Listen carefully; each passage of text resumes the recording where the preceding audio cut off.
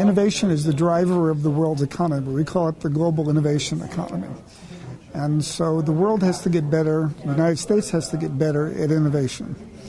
But there's another part of it, which is innovation going to create more jobs or take away more jobs as we go forward? So the centerpiece of this conference is to have a discussion with world leaders in these topics about the role of innovation, the role innovation plays in the creation of jobs for the future we're going into. When we went from the agrarian economy to the industrial economy, we lost agrarian jobs, but we created jobs in factories. Now we're reducing the number of jobs in factories, and that led to the service economy. So now we're pretty much in the service economy. And so the one way to pose the question is, what's after the service economy? And the way we think of it at SRI is we're in the value or the innovation economy, where every job must be able to create more value for its customers. Does it look like in the world of the future there won't be too many unskilled jobs, and if you want to work for a living, you're going to have to be more educated than you have to be today? Well, certainly you have to be more educated as we go forward in this world, because there's certainly an unlimited number of opportunities for those who have the right skills. This is the best time for innovation ever. Every field is wide open to major new innovations. But, and the big but, is you have to have the skills to be able to see them and develop them if you want to thrive. And it's true not only at the individual level, but at the national level for America as well.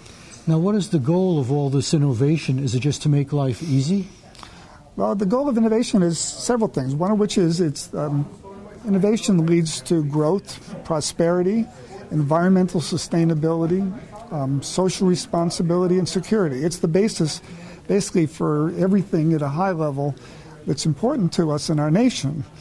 But for it to really be a total positive for society, it also has to create meaningful jobs for people, not just jobs. You want to increasingly create jobs that are meaningful for folks so they can have a full life. In fact, one of my big themes and why we're so involved in innovation and entrepreneurship is that we would like people to have more meaningful lives.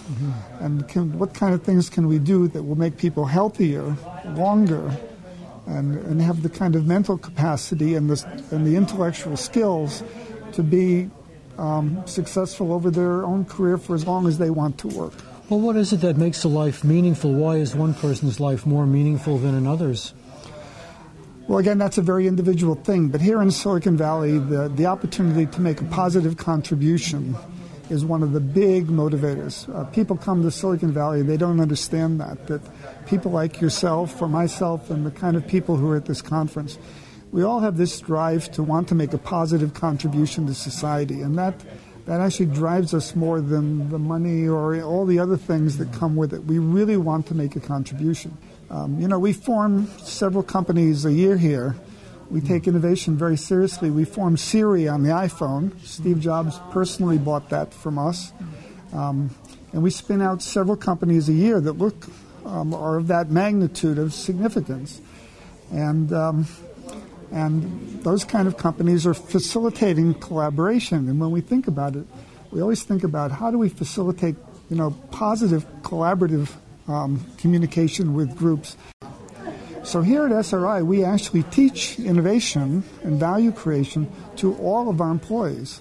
I personally give a workshop on it to all new employees, and we continue to do that throughout their career as they develop, because having the perspective that you have and others here in Silicon Valley have is incredibly powerful. It's transforming.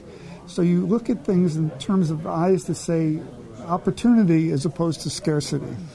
Is human behavior amenable to study? I mean, so far, we know less about what's between our ears than we know about the far side of the moon, basically. Yes. Yeah. Is that one of the more pressing problems that we ought to be studying?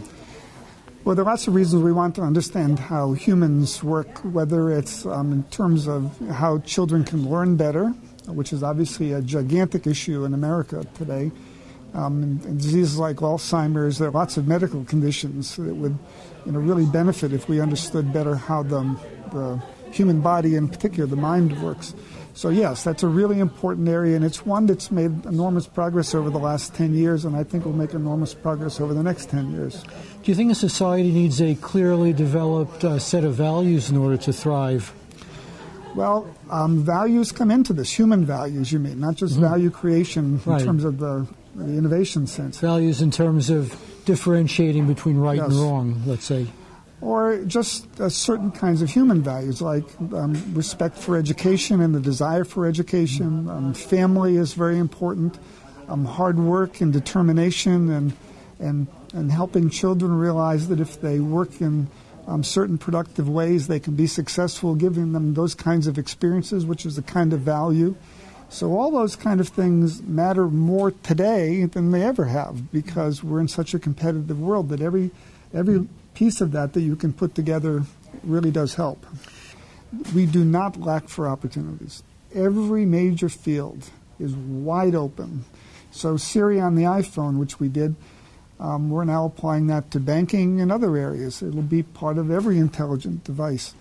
We came up with HD TV here. I actually led the team for that. And that's just beginning. You go through Alzheimer's. I mentioned Alzheimer's. There is no cure for Alzheimer's today. But, we keep on making progress. Everything you're doing and what we're doing here to understand these issues is really what we need to do to adapt. Just looking inside of America today is not enough. We have to look at the world. And to thrive, you need to adapt to the world. That means understanding these big forces and having enough of agreements so we can influence our governments to support the kind of things that really do matter in this different world, the global innovation economy.